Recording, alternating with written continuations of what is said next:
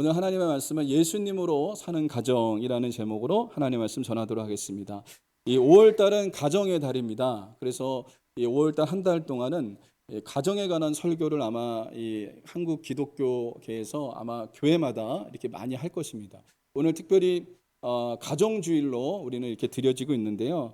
가정주일을 맞이해서 여러분의 가정에 예수님 때문에 행복한 가정 될 수 있기를 주님의 이름으로 간절히 소망합니다. 다른 어떤 것이 아니라 예수님 때문에 행복의 문이 활짝 열리고 그리고 행복한 그런 가정들이 여러분 될 수 있기를 주님의 이름으로 간절히 소망합니다. 가정은 하나님께서 세우신 기관입니다. 우리에게 행복을 주시기 위해서 가정이라고 하는 곳을 세우셨어요. 여러분, 교회가 먼저 세워진 게 아니라 가정이 먼저 여러분 세워졌습니다. 가정이 먼저 세워지고 그 다음에 나중에 교회가 세워진 거예요. 하나님께서 이 세상에 두 기관을 세웠는데 가정도 우리로 하여금 행복하게 하기 위해서 세우신 것이고 교회도 우리로 하여금 행복하게 하기 위해서 교회도 세우셨다는 것을 여러분 잊지 말으셔야 됩니다. 그래서 하나님이 세우셨다는 것은 우리가 소중히 여겨야 되고 귀하게 여겨야 될 것을 말씀해 주고 있어요. 여러분, 하나님께서 가정을 행복을 주기 위해서 우리에게 만들어 놓으셨는데 과연 저와 여러분들의 가정은 행복하십니까? 가정에 들어오면 안식처와 같고 정말 기쁨이 있고 뭔가 편안하고 그런 안식처와 같은 그런 공간이십니까? 한번 우리 자신을 한번 되돌아볼 수 있어야 됩니다. 그런데 오늘날의 이 가정들을 보면요, 행복하지가 않은 거예요. 가정이 별로 행복하지가 않고 가정에 가도 안식을 누릴 수가 없고 기쁨을 누릴 수가 없는 그런 가정들이 너무나 많이 있다는 것입니다. 여러분, 왜 그럴까요? 그 이유가 있는데 인간이 타락한 본성이 이기적이기 때문에 그래요. 이기적이기 때문에 그래요. 가정 안에서도 이기적인 마음을 가지고 그렇게 행동을 하는 겁니다. 결혼했는데 이 결혼 생활도 되게 이기적인 마음을 갖고 이 결혼 생활을 하기 때문에 행복이 깨지는 겁니다. 또 이기적인 마음들을 가지고 우리 이 자녀들에게나 아내에게나 남편에게나 나만 사랑해 달라고, 나만 좀 바라봐 달라고, 내게 좀 만족을 달라고 막 그렇게 하니까요, 이 가정이 행복이 깨지는 그런 일이 일어나게 되는 것입니다. 가족들이 자신의 행복을 위해서 존재한다고 생각하고요. 그리고 결혼도 내 행복을 위해서 결혼했다라고 이렇게 생각을 합니다. 이기적인 마음 때문에 이 가정이 행복하지 않은 것을 여러분 보게 됩니다.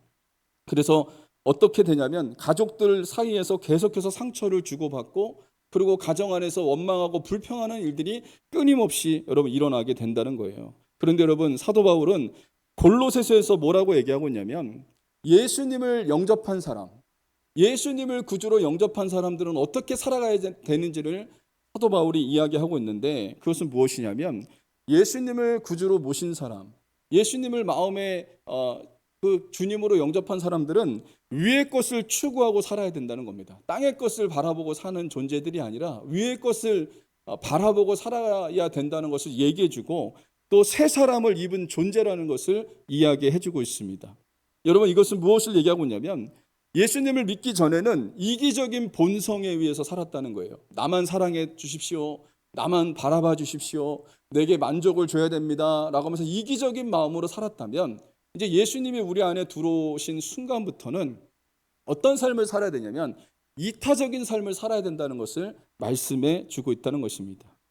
여러분, 예수님이 우리 안에 들어왔다는 것은 놀라운 일이 벌어진 거예요. 놀라운 일이. 여러분, 예수님이 우리 안에 오셨습니다. 그래서 우리 주 예수님이 우리를 떠나지 아니하십니다. 그 예수님 때문에 우리는 구원받았습니다. 그리고 예수님 때문에 우리는 새로운 몸을 새로운 사람으로 거듭나게 되는 역사가 일어났다는 겁니다. 여러분, 가정에서 우리가 예수님을 믿는 사람으로서 새 사람으로 살아가지 않는다면 이것은 거짓말하는 것이 될 수밖에 없습니다. 가정은 왜 그러냐면 바깥에 나가서는 긴장하고 살아가잖아요. 바깥에 나가서는 긴장하고 살아가고 사람들 만나면서도 내가 사람들한테 따뜻한 말도 하고 이렇게 합니다. 그런데 가정에 들어오면 모든 무장이 다 해제가 되는 거예요. 그래서 가정에서의 나의 삶이 진짜 믿음이에요. 믿음. 그 가정에서 드러나는 모습이 그 사람의 믿음의 현 주소다라고 말을 할 수가 있습니다. 그래서 여러분, 저와 여러분들이 예수님을 믿는다면 가정 안에서 여러분의 믿음이 증명이 되어져야 되는 것입니다. 식구들한테 정말 저분은 예수 믿는 사람이고, 엄마는 예수 믿는 사람이고, 아빠는 정말 예수 믿는 사람이고, 정말 예수님을 잘 믿는 사람이다라고 하는 그런 인정을 받는 사람이 되어야 된다는 것입니다. 여러분, 그렇다면 오늘 본문의 말씀을 통해서 사도 바울은요, 예수님을 믿는 사람은 어떤 삶을 살아야 되는지를 분명히 말씀해 주고 있거든요. 여러분, 이것을 통해서 저와 여러분들이 서로 은혜를 받으시고 예수님을 믿는 사람으로서 이와 같은 삶을 사는 저와 여러분들이 되시기를 주님의 이름으로 간절히 소망합니다. 첫 번째로, 아내는 남편에게 순종하게 됩니다. 오늘 18절에 보면 사도 바울이 이렇게 얘기합니다. 아내들아 남편에게 복종하라, 이렇게 얘기하는데, 새 번역 성경에서는 이렇게 번역하고 있습니다. 아내된이 여러분 남편에게 순종하십시오. 여러분, 이 말씀은 한마디로 얘기하면 아내가 더 이상 남편에게 자신을 행복하게 해달라고 이렇게 요구해서는 안 된다는 거예요. 왜냐하면 예수님 안에 있는 사람은 행복을 받은 사람입니다. 진짜 축복을 받은 사람이에요. 예수님 때문에 정말 기쁨을 누리고 감사를 누리고 감격을 누리면서 살아간다면 남편에게 더 이상 나를 행복하게 해달라고 요구해서는 안 된다는 거예요. 그래서 이제는 어떤 마음을 가져야 되냐면 예수님의 마음으로 남편을 대하는 하나님의 사람들이 될 수 있어야 된다는 것입니다.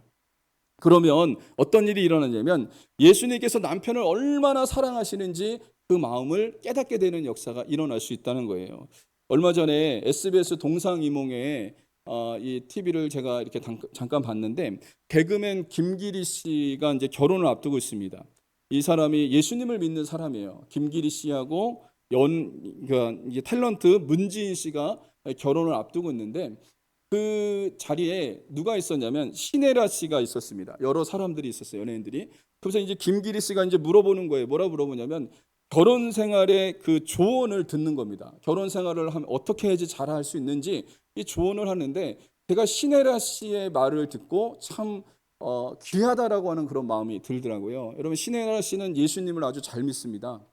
아주 집사님이시고 아주 예수님을 귀하게 여기는 분입니다. 이분이 이렇게 얘기를 하는 거예요.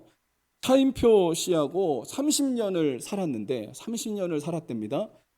그런데 이 사람이 이렇게 얘기하는 거예요. 특별한 비법이 없다는 거예요. 특별한 비법. 뭐 어떤 비법으로 30년을 살았다 이렇게 말할 수 있는 특별한 비법은 없는데, 이렇게 얘기를 하는 겁니다. 하루하루 견디다 보니까 여기까지 왔다, 이렇게 얘기하는 거예요. 하루하루 견디다 보니까 싸울 때도 있었고요, 뭐 큰 소리 날 때도 있었고요, 여러 가지 가정의 위기도 있었지만 하루하루 버티고 견디고 살아오다 보니까 30년째 이렇게 살아왔다.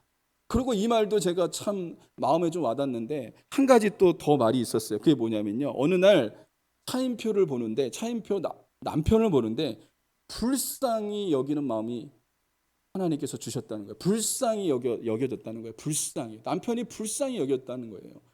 여러분, 그러니까 30년을 살아왔다는 겁니다. 그러면서 이렇게 얘기해요. 측은지심의 마음이 자기에게 들어왔다라고 얘기를 하더라고요. 여러분, 아내된 여러분, 남편을 불쌍히 여기셔야 됩니다. 여러분, 남편을 볼 때 그 인간이라고 이렇게 보지 마시고 불쌍히 여기는 마음이 여러분에게 있어야 돼요. 정말 남편을 보면 주님의 마음으로 정말 불쌍히 여기는 마음이 여러분 안에 부어질 수 있기를 주님의 이름으로 간절히 소망합니다. 예수님의 마음, 이게 바로 예수님의 마음이에요. 예수님을 믿는 아내의 마음 속에 어떤 마음이 있어야 되냐면, 남편을 볼 때 불쌍히 여겨지는 그런 마음이 있을 때에 이것이 바로 예수님을 믿는 아내의 마음이라는 것을 말해주고 있다는 것입니다. 그래서 여러분, 우리가 오늘 그렇지 못했다면 우리가 하나님 앞에 기도했으면 좋겠습니다. 남편을 볼 때 주님의 마음으로 불쌍히 여기는 마음으로 볼 수 있게 해달라고 여러분 기도하는 하나님의 사람들이 여러분 될 수 있기를 주님의 이름으로 간절히 소망합니다. 여러분, 그렇지 않습니까? 목사는 성도들을 볼 때 불쌍히 여기는 마음이 부어지면요, 이게 하나님의 마음입니다. 또 성도들은 목사를 볼 때도 불쌍히 여기는 마음이 여러분이 있으셔야 되고요. 그리고 성도들 서로를 대할 때도 불쌍히 여기는 마음이 부어지셔야 돼요. 불쌍히 여기는 마음. 그래서 우리 안에 어떤 마음이 부어져야 될까요? 여러분, 신혜라 씨가 얘기한 대로 남편을 봤는데 불쌍히 여기는 마음이 어느 순간 부어지더라. 이렇게 얘기합니다. 여러분, 저와 여러분들의 마음속에 예수님의 마음이 부어질 수 있기를 주님의 이름으로 간절히 소망합니다. 그래서 사도 바울은요, 남편을 사랑하고 귀히 여기는 것이 무엇이라고 얘기하고 있냐면, 오늘 18절 하반절에 보면 이는 주 안에서 마땅하니라 라고 얘기합니다. 세번역 성경에서는 이것이 주님 안에서 합당한 일입니다 라고 얘기를 하고 있습니다. 여러분, 에베소서 5장 22절에 보면 같이 한번 읽어볼까요? 시작. 아내들이여 자기 남편에게 복종하기를 죽게 하듯 하라. 여러분, 여기 죽게 하듯 하라 라고 이렇게 말씀하시는 것을 주목하셔야 됩니다. 아내가 남편에게 순종하는 것은 남편에게 순종하라고 하신 주님께 순종하는 것이 되는 것입니다. 여러분, 제가 다시 말씀드릴게요.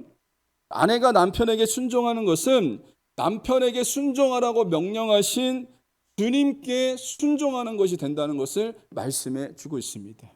그러니까 여러분, 남편에게 순종하는 건, 남편을 사랑하는 건 그렇게 말씀하신 주님의 말씀에 순종하는 것이 되는 거예요. 그런데 여러분, 우리가 남편을 사랑하지 않고 남편의 말에 순종하지 않는다면 어떻게 되는 거죠? 주님께 불순종하는 것이 된다는 것을 말씀해 주고 있다는 겁니다. 여러분, 아담과 하와가 타락했을 때를 한번 돌아보면 아담과 하와가 어떻게 타락했습니까? 뱀이 하와를 유혹했어요. 하와를 유혹했는데 하와는요, 뱀의 말을 들어서는 안 되는 것이었습니다. 아담의 말을 들었어야 돼요. 선악과를 따먹으면 죽는 것입니다. 그런데 남편의 말을 듣지 않고 하와가 어떻게 했습니까? 사탄의 말을 들었어요. 이것을 먹으면 하나님처럼 될 것이다 라고 하는 사탄의 말에 순종함으로 죄가 들어오는 그런 일들이 여러분 일어났던 겁니다. 그러니까 여러분, 남편의 말에 순종하는 것은 무엇이냐? 아담과 하와가 이 타락 전의 상태로 회복하는 것이다 라고 말을 할 수가 있습니다. 그러니까 우리가 아내가 남편에게 순종하는 것은 무엇이냐? 타락 이전의 상태로 회복하는 거예요. 그러니까 저와 여러분들은 예수님을 믿는 사람들로서 어떻게 해야 되냐면 타락 이전으로 회복할 수 있어야 됩니다. 이게 바로 아내가 남편의 말에 순종하는 것이다 라는 것으로 말해주고 있습니다. 여러분, 아내는 남편에게 순종하되 죽게 하듯이 순종하는 하나님의 사람들이 여러분 될 수 있기를 주님의 이름으로 간절히 소망합니다. 남편을 쥐잡듯이 잡아서는 절대로 안 돼요. 사람들 앞에서 막 핀잔을 주고 사람들 앞에서 막 남편을 정말 쥐잡듯이 막 잡으면요, 이건 정말 지혜롭지 못한 사람입니다. 여러분, 사람들 앞에서 남편을 칭찬해 줘야 됩니다. 그래서 사람들 앞에서 남편을 인정해 줘야 됩니다. 그러면요, 그 남편이 정말 하나님의 은혜 가운데 존귀한 사람이 되는 역사가 일어나요. 아내들이 남편을 만들어가는 거예요. 그런데 지혜롭지 못한 사람들은 자꾸 사람들 앞에서 남편을 깎아내려요. 그리고 사람들 앞에서 남편을 자꾸 핀잔 줘요. 그리고 남편을 막 쥐잡듯이 잡아요. 여러분, 그러면 어떻게 되는지 아십니까? 남편의 권위가 떨어지는 거예요. 여러분, 누군가가 어떤 사람이 훌륭한 사람이 됐다, 어떤 남자가 사회생활을 정말 잘한다, 그 뒤에는 누가 있는지 아십니까? 아내의 조력이 있는 거예요. 아내의 조력. 아내가 거의 70%는 차지합니다. 목회 잘하시는 목사님들, 여러분, 사모님이 훌륭하신 거예요. 뒤에서 사모님이 이 목사님을 잘 세워가시는 거예요. 여러분, 사업에 성공한 사람들, 그리고 정말 성공한 사람들을 보면요, 그 뒤에 누가 있냐면 아내가 있습니다. 아내가 칭찬을 해주고, 아내가 남편을 되게 존귀하게 여겨주고, 정말 사랑하면 어떻게 되냐면요, 남편은요 바깥에 나가서 어깨 피고 다니는 거예요. 근데 남편이 바깥에서 막 움츠러들고 별로 잘 하지도 못하고 막 이러잖아요. 왜 그러냐면, 여러분, 왜 그런지 아십니까? 집에서 아내에게 핀잔 듣기 때문에 그래요.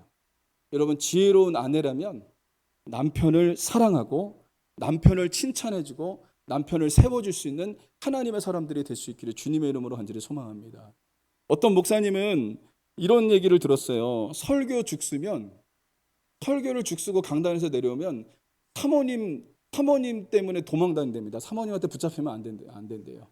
왜냐하면 사모님이 막 설교 이렇게 하냐고 막 그러면서 강단에서 내려오면 사모님 안 만나려고 그렇게 도망다닌답니다. 여러분, 이러면 설교 더 못합니다. 더 못해. 심장 떨려서 설교하겠습니까? 여러분, 잘한다. 목사님 설교에 은혜 받았다. 이렇게 얘기해야지 잘하는 거예요. 여러분, 남편은요, 칭찬받으면 더 잘해요. 우리가 핀잔 주고 뭔가 책망하고 끄집어내리면 더 못합니다. 그래서 지혜로운 여인들은 어떤 여인들이 지혜로운 여인이냐? 남편을 칭찬하고 남편을 존중히 여겨주고 남편을 사랑하는 사람, 이 사람이 바로 지혜로운 여인이라는 것을 여러분 잊지 마시기를 주님의 이름으로 간절히 소망합니다. 그래서 예수님을 믿는 하나님의 사람들이라면 예수님의 마음을 품고 남편을 사랑하는 하나님의 사람들이 될 수 있기를 주님의 이름으로 간절히 소망합니다. 두 번째는 남편은 아내를 사랑하게 됩니다. 오늘 19절에 보면 이렇게 나옵니다. 남편들아 아내를 사랑하며, 세번역 성경에서는 남편 된 여러분 아내를 사랑하십시오 라고 얘기합니다. 이 말씀도 남편도 더 이상 자신의 행복을 위해서 살지 않는다는 거예요.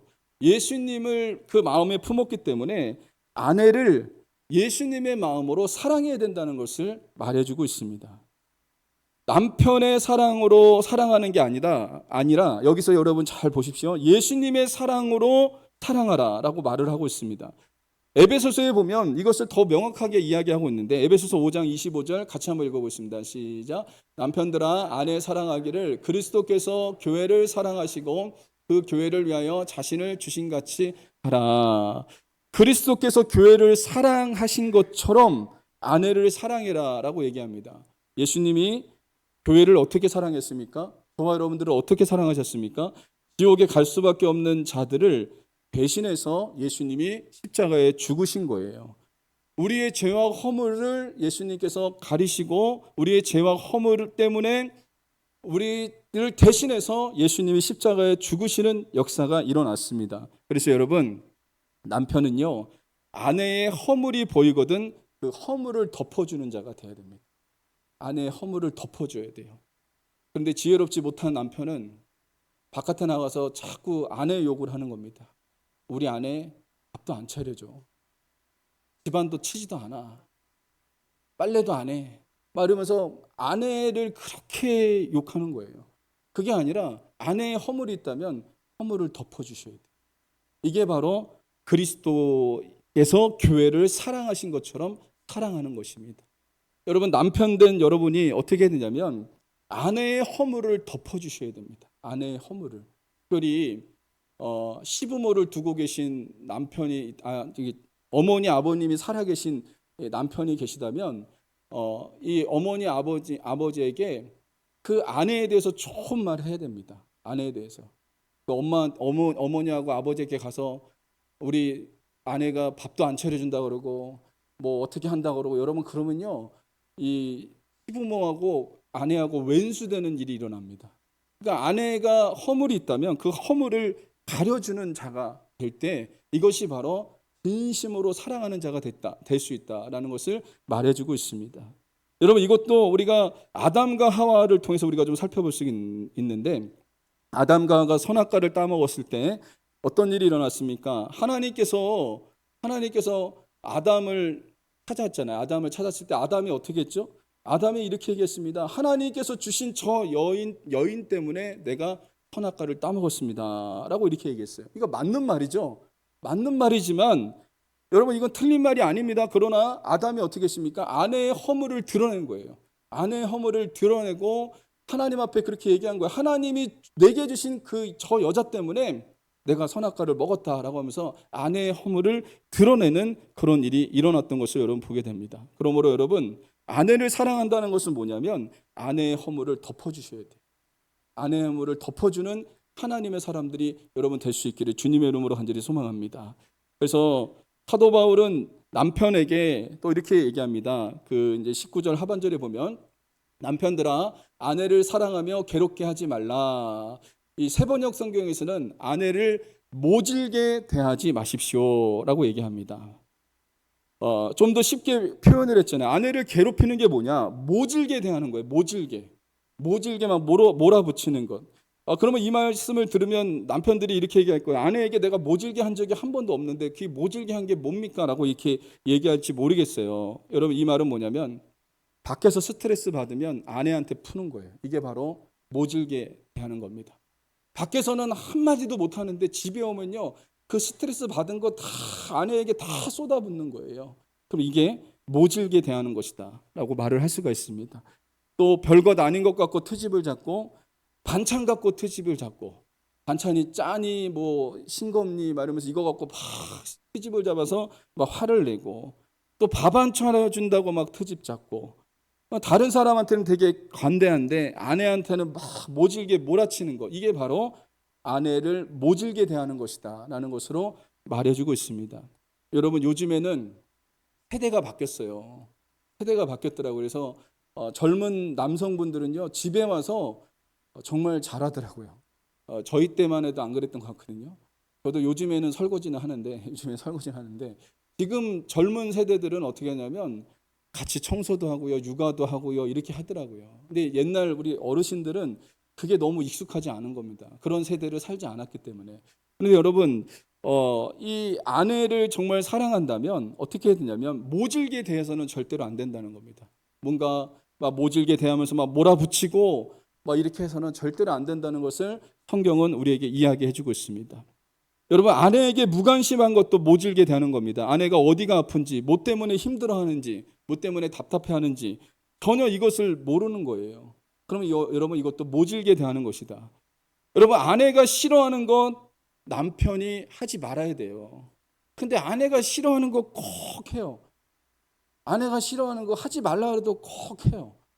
저도 철든 지 얼마 안 돼 갖고 우리 사모님이 우리 아내가 싫어하는 거 막 정말 할 때가 너무 많았어요. 하지 말라는 거. 근데 나중에 철드니까 어떠냐면요, 아내가 하지 말라는 거 안 하는 게 아내를 사랑하는 것이 되는 것입니다. 여러분, 남편 된 여러분, 아내가 하지 말라는 거 하지 말으셔야 돼요. 여자분들은 촉이 좋거든요. 촉이.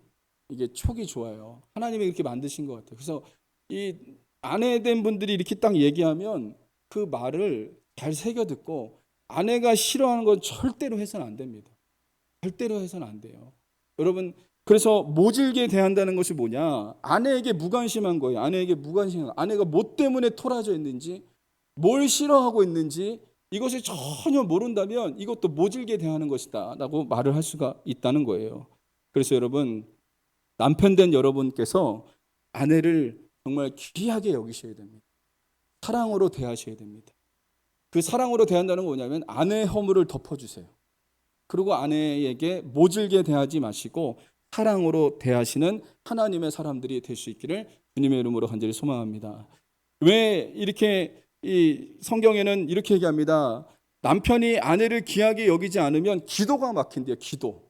하나님하고 소통하는 게 막힌대요. 그만큼 하나님께서는 남편과 아내의 관계가 너무 중요하다는 것을 이야기하고 있거든요. 베드로전서 3장 7절 같이 한번 읽어보겠습니다. 시작. 남편들아, 이와 같이 지식을 따라 너희 아내와 동거하고 그를 더 연약한 그릇이요 또 생명의 은혜를 함께 이어받을 자로 알아.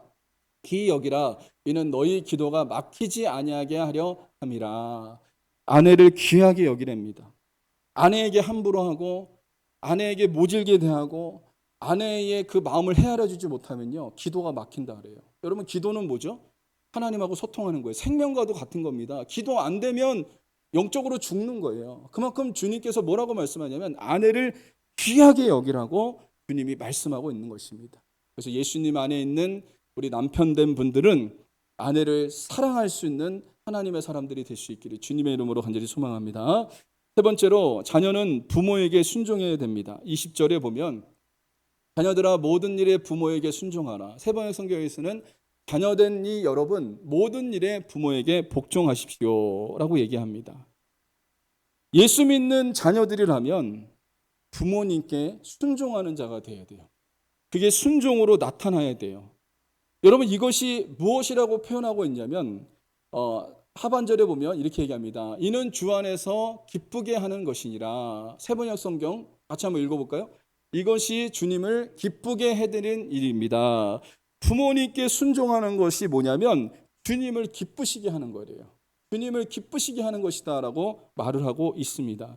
여러분, 여기서 너무나 중요한 말을 우리 주님이 하고 계신데, 부모에 대한 태도, 자녀가 부모를 어떻게 대하느냐, 이 태도가 하나님께 대한 것이라고 이렇게 동일시하고 있다는 것을 우리가 주목하셔야 돼요.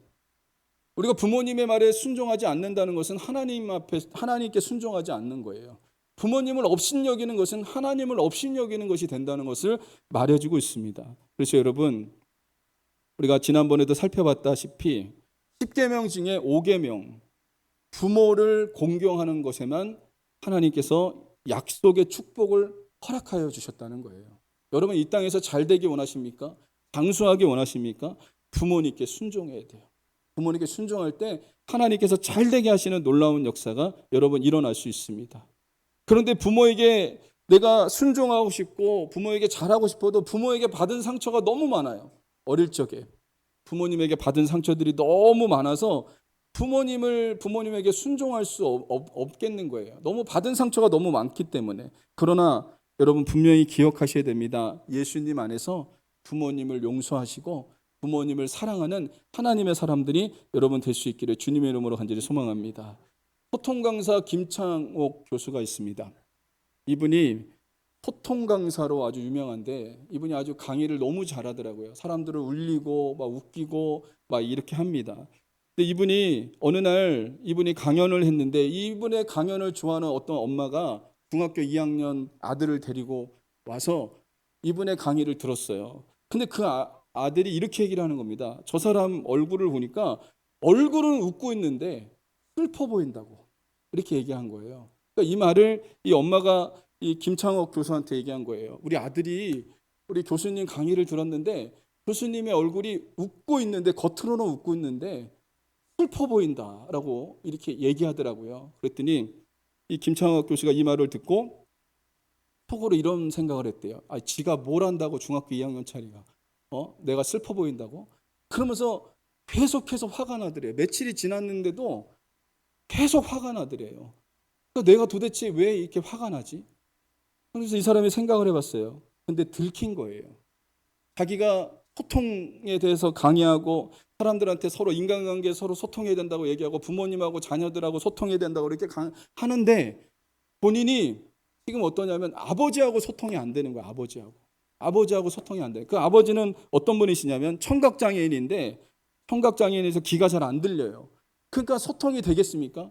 아버지는 그냥 말은 하시는데 귀가 잘 안 들리니까 맨날 큰 소리 지르는 거예요. 그리고 어릴 적의 기억은요, 아버지가 도박하는 것밖에 기억이 안 나요. 그리고 도박하고 들어와서 술 먹고 들어와서 어머니 두들겨 패는 것밖에 생각이 안 나는 거예요. 아버지를 생각하면 공포예요, 공포. 그러니까 이 사람은 아버지와 소통이 되지 않는 거예요. 그래서 이 사람이 그 중학교 2학년 때 그 자신이 들킨 것을 생각하면서 이 사람에게 한 가지 숙제가 생겼어요. 아버지하고 소통하고 싶었던 거예요. 아버지하고 소통하고 싶었던 거예요. 진심으로. 그래서 이 사람이 어떻게 했냐면 아버지를 서울대학교 병원에 데리고 갑니다. 이비인후과를 데려가서 아버지의 귀를 살펴보니까 요즘에 기술이 너무 좋아져서 귀를 고칠 수가 있다 그런 거예요. 귀를 고칠 수가 있다. 그래서 자기가 돈을 다 대서 아버지 귀를 고쳤어요. 아버지가 태어나서 처음으로 귀가 들리는 겁니다. 태어나서 처음으로 귀가 들리는 거예요. 그때부터 아들하고 통화도 하고 아들하고 이렇게 전화 통화도 하고 막 이런 일들이 일어났어요. 여러분, 이 김창옥 교수를 보십시오. 자신이 과거에 아버지에게 받은 상처, 그 아픔, 그 고통이 있었지만 부모를 용서하고 부모를 공경하는 그런 마음이 있었을 때 이 사람이 소통 강사로 유명해지는 역사가 일어났다는 거죠.